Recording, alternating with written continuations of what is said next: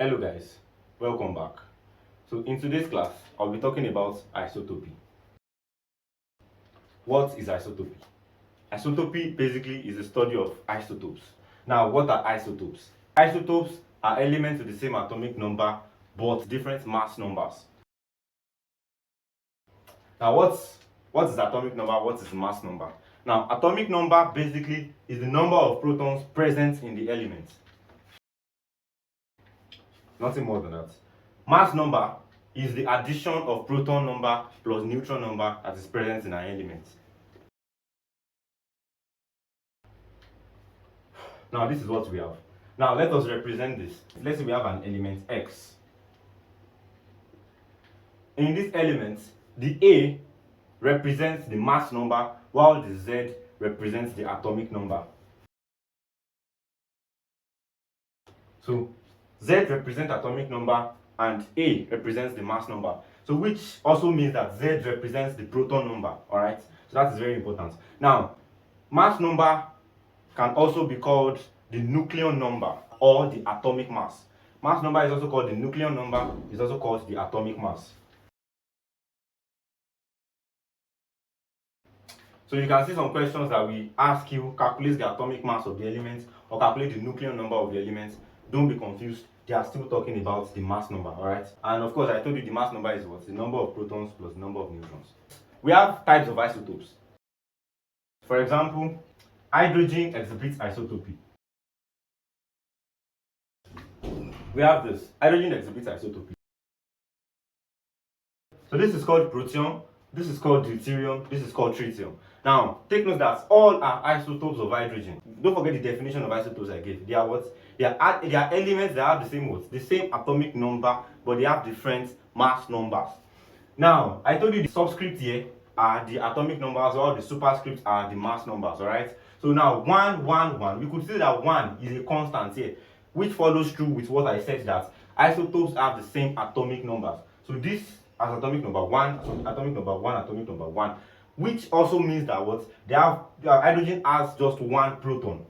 It has one proton, deuterium also has one proton, tritium also has one proton. But then don't forget that their mass numbers are going to be changing. Here, protium has mass number 1, deuterium has mass number 2, and tritium has a mass number of 3. Alright, so now let us calculate the neutron number in each of these guys. Alright, so now proton number is 1, neutron number is 0. How did I get 0? I said mass number is equal to proton plus neutron, right? And then we were able to know that the proton number is 1, which is the atomic number. So now, mass number here is also 1, right? So it means 1 is equal to 1 plus neutron, right? Which makes what? Our neutron to be 0. So basically, we have mass number to be 1, proton number to be 1, then we are looking for neutron number. Neutron number is going to be what? Basically 1 minus 1, which is equal to 0, like that. Now the second one, the deuterium proton number is equal to 1, and the deuterium neutron number is also equal to 1. Let us check how we got neutron number to be 1. This is how I got 1 for neutron number of deuterium. Mass number is 2, proton number is 1, and neutron number is what? So neutron number basically is going to be what? 2 minus 1. So automatically to get the neutron number for tritium is going to be what? 2. This is explanatory, right? So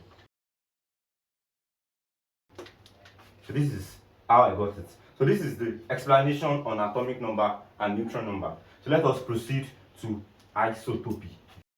Before we proceed to calculations on isotopy, let me just give some examples of compounds that exhibit isotopy.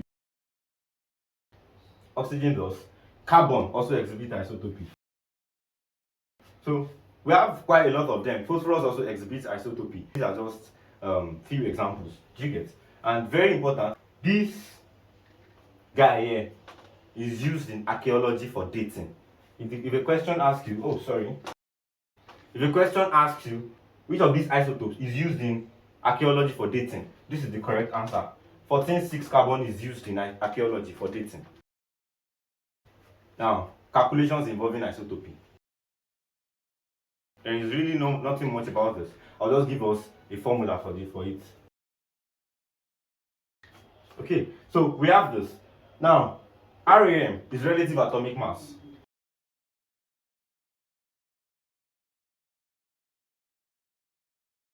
So, RAM is relative atomic mass of the elements.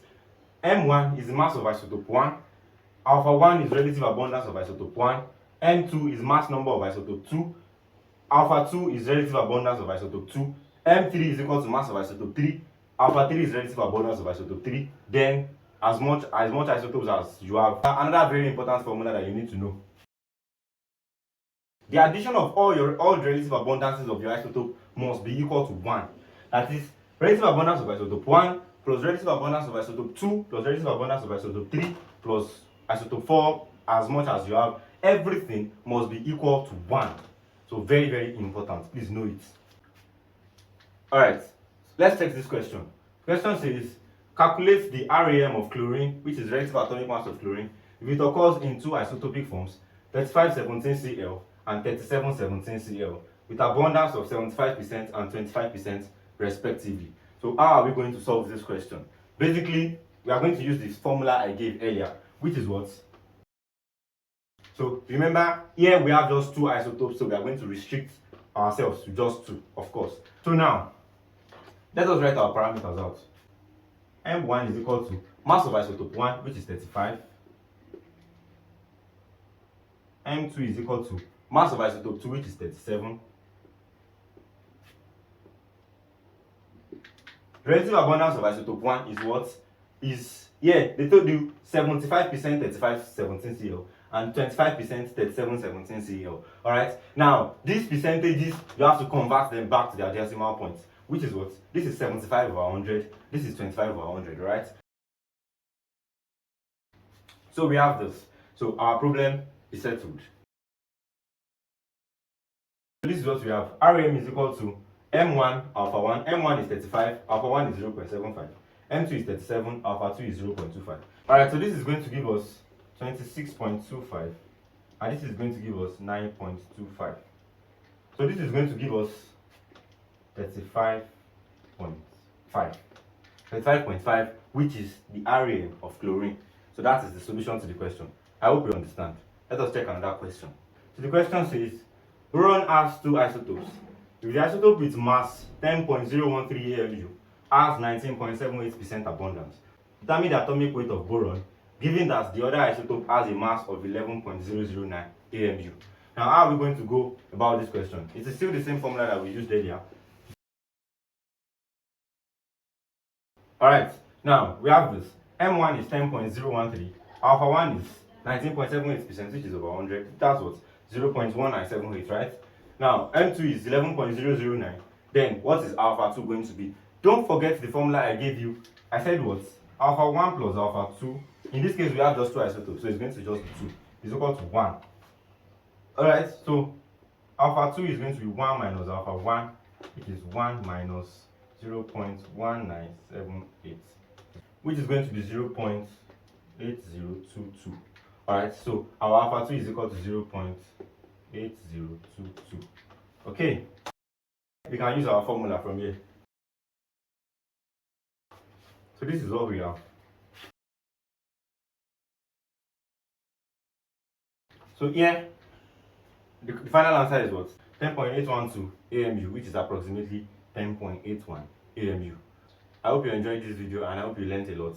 Please do well to like and subscribe. Thank you for your time and have a wonderful day.